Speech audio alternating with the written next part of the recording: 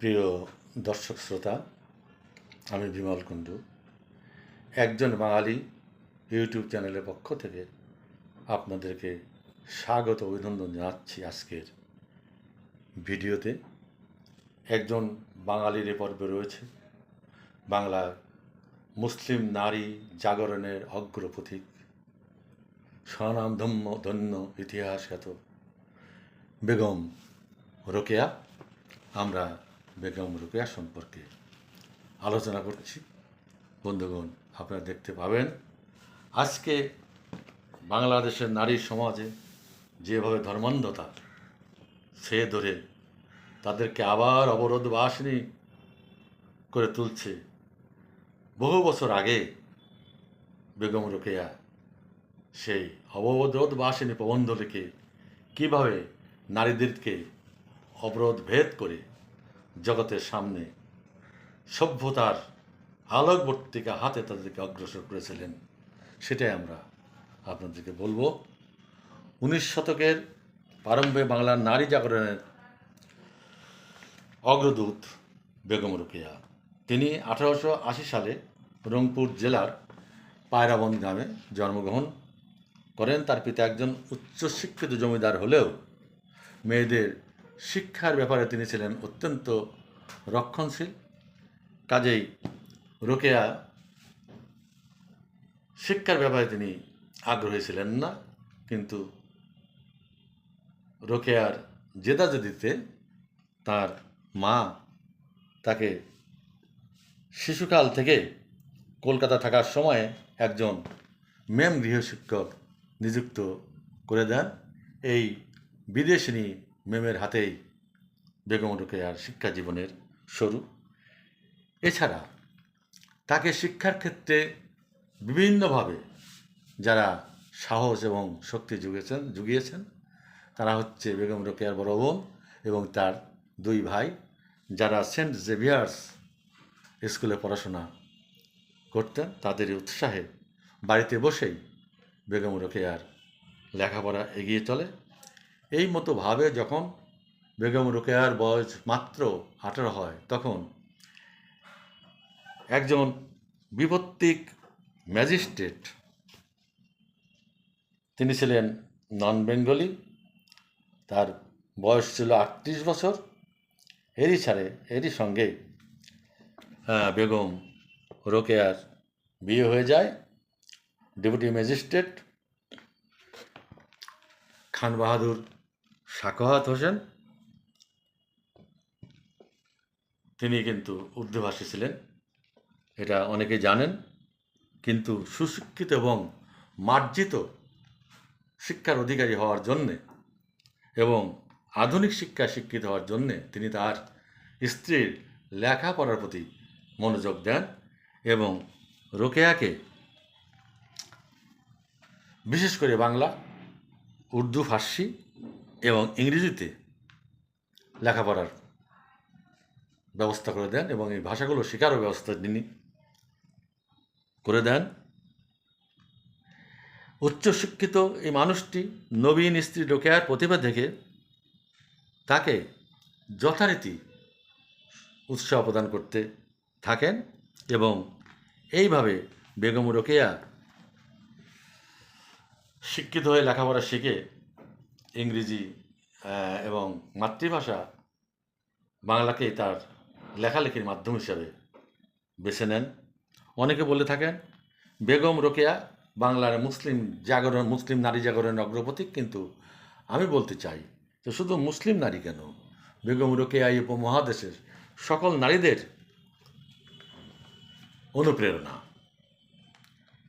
আমাদের মনে রাখতে হবে, মোগল আমলের 300 বছরের মধ্যযুগীয় শাসনে দেশ ও জাতি অন্ধকারে নিমজ্জিত হয়েছিল।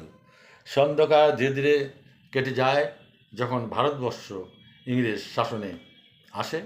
ইংরেজরা তাদের সুবিধার জন্যে কিছু শিক্ষিত লোকের তাদের প্রয়োজন হয় এবং তখন তারা স্কুল কলেজ প্রতিষ্ঠা করে সেখানে আমাদের এই দেশীয় মানুষদের লেখাপড়া শেখাতে শুরু করে দেন।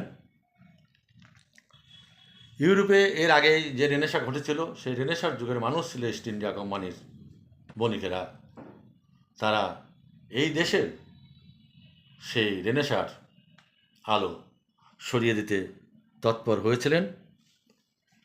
যেমন এদেশে শাসন ব্যবস্থা মধ্যে ছিল কাজের বিচার, তারা মধ্যযুগীয় আইন অনুসারে বিচার করতেন, কিন্তু ইংরেজরা এসে দেশে একদম নিচু লেভেল থেকে, রুট লেভেল থেকে ইউনিয়ন, থানা, মহকুমা, জেলা, বিভাগ এবং কেন্দ্র সৃষ্টি করে এই ধারাবাহিক এবং বহুস্তরীয় শাসন ব্যবস্থার প্রচলন করেন। এবং এই শাসন ব্যবস্থা পরিচালনার জন্য দেশীয় লোকদের শিক্ষিত করার প্রয়োজন ইংরেজদের ছিল, এবং তারা সেটা করেছিলেন। শুধু তাই নয়, বিদগ্ধ ইংরেজ পণ্ডিতগণ সুপ্রাচীন সভ্যতা, বিশাল ভারতের ইতিহাস, ধর্ম, সাহিত্য, সংস্কৃতি অনুসন্ধান করে তার উপর লেখালেখি শুরু করে, ছাপাখানা প্রতিষ্ঠা, পত্রিকা প্রকাশ করে ভারতের সঙ্গে বিশেষ পরিচয় যেমন ঘটতে লাগলো, তেমনি খুলে যেতে লাগলো এ দেশীয় মানুষের চোখ এবং তাদের অন্তরাত্মা। গুটিকয় শিক্ষিত বাঙালি যারা ইংরেজি শিক্ষা লাভ করে নিজ দেশের দিকে চোখ মিলিয়ে তাকালেন, তারা দেখতে পেলেন কুসংস্কারে পরিপূর্ণ একটি জাতি, যারা ঘরের মেয়েকে পুড়িয়ে মেরে অথবা চার দেওয়ালের মাঝে আবদ্ধ রেখে জাত গেল বলে সারাক্ষণ চিৎকার করে বেড়ায়। এই অবস্থা থেকে পরিত্রাণ লাভের জন্য একে একে বাংলা মায়ের পেট থেকে বেরিয়ে এলেন রামমোহন, বিদ্যাসাগর, বেগম রোকেয়ার মতো প্রতিভাবান বাঙালি জাতির মুক্তি সেনা। বেগম রোকেয়ার জীবনে তার মেজেস্টি স্বামীর অপরিসীম অবদান, তারই সদা জাগ্রত অনুপ্রেরণায় রোকেয়া একের পর এক লিখতে থাকেন নারীবাদী ছোট গল্প, প্রবন্ধ, উপন্যাস। তার দৃষ্টিভঙ্গি ছিল যুগোপযোগী, বিজ্ঞানসম্মত। তিনি জাতির সামনে তুলে ধরেন নারী শিক্ষার প্রয়োজনীয়তা। তার মতিচুর প্রবন্ধের মধ্য দিয়ে তিনি নারী পুরুষের সমকক্ষত, সমান অধিকারের কথা বলেছেন। সুলতানার স্বপ্ন বাংলায় রচিত প্রথম নারীবাদী লেখা। তৎকালীন সমাজে আলোচনা সমালোচনার ঝড় তুলে তার এই লেখাকে কেন্দ্র করে তার সবচেয়ে উল্লেখযোগ্য লেখা অপরাধবাসিনী। ধর্মের দোহাই দিয়ে নারীদের অন্তঃপুরে আটকে রাখার প্রথাকে তিনি বিদ্রূপ বাণে জর্জরিত করেন। তার এই অবরোধবাসিনীর মধ্যে বেগম রোকেয়ার এই লেখাগুলো সকাল বাধা নিষেধ উপেক্ষা করে আমাদের নারী সমাজকে বহুদূরে এগিয়ে দেয়। আজ আধুনিক যুগে এসে বাঙালি নারীরা যে মর্যাদার আসনে প্রতিষ্ঠিত হয়েছেন, তার প্রাতঃস্মরণীয় ব্যক্তিত্ব হচ্ছেন বেগম রোকেয়া। এই বিদুষী মহান নারীর পারিবারিক জীবন কিন্তু সুখের হয়নি। মাত্র 7-8 বছরের মাথায় তার স্বামী মারা যান। হ্যাঁ, তার স্বামীর যে অবদান তার জীবনে, সেটাকে চিরস্মরণীয় করে রাখার জন্য বেগম রোকেয়া কলকাতার বুকে 1911 সালে প্রতিষ্ঠা করেন সাখাওয়াত মেমোরিয়াল সরকারি উচ্চ বালিকা বিদ্যালয়। বেগম রোকেয়ার বিশাল কর্মযজ্ঞের বিবরণ এই স্বল্প পরিচয়ে দেওয়া সম্ভব নয়। তার উপর বহু লেখা বাংলায় রয়েছে। আমরা শুধু একটি বিষয়ে আমাদের নারী সমাজের দৃষ্টি আকর্ষণ করতে চাই, তা হচ্ছে যে অবরোধ ভেঙে তিনি বেরিয়ে আসতে বলেছিলেন, তার কতটুকু আমরা অর্জন করতে পেরেছি। আর শিক্ষিত নারী সমাজের দিকে তাকালে আমরা দেখতে পাই অধিকাংশ ক্ষেত্রে নারীরা সেই বিবর্জিত অবরোধ প্রথার চিহ্ন বহন করে চলেছেন এবং ক্রমান্বয়ে তা বাংলাদেশে বেরিয়ে চলেছে। এই বিষয়টি আমাদের ভাবিয়ে তোলে, আমরা কি পিছনের দিকে হাঁটছি, আবার পিছনের দিকে ফিরছি?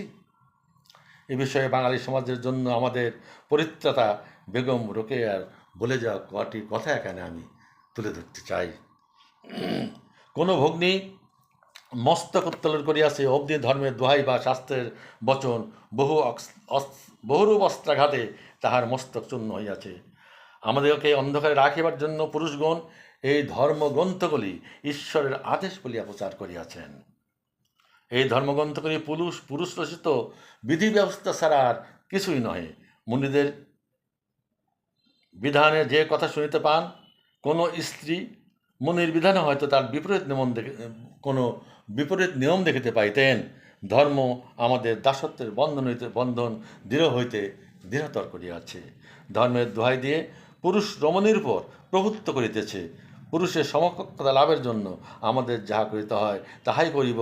যদি এখন স্বাধীনভাবে জীবিকা অর্জন করিলে স্বাধীনতা লাভ হয়, তবে তাহাই করিব। আমরা কৃতজ্ঞ ভরে সালাম জানাই অসম্ভব সাহসী একজন মহান বাঙালি নারী বেগম রোকেয়াকে।